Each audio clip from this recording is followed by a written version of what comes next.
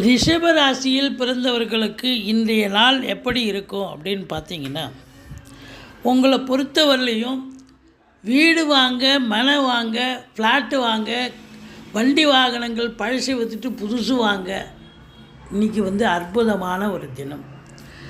ஏதோ ஒரு காரியம் சாதிக்கக்கூடிய ஒரு நாள். குலதெய்வ வழிபாடு பண்ணிக்கிங்க.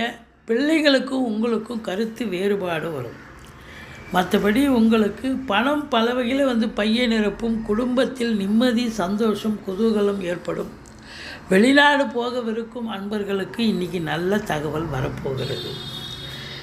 7ஆம் இடத்தை சனி பார்ப்பதாலும் 3ஆம் இடத்து அதிபதி சந்திரன் அங்கே அமர்ந்து குரு பார்வையில் இருக்கிறதால கொஞ்சம் வாழ்க்கை துணை அல்லது மனைவிக்கு தேக ஆரோக்கியத்தில் அக்கறை தேவை.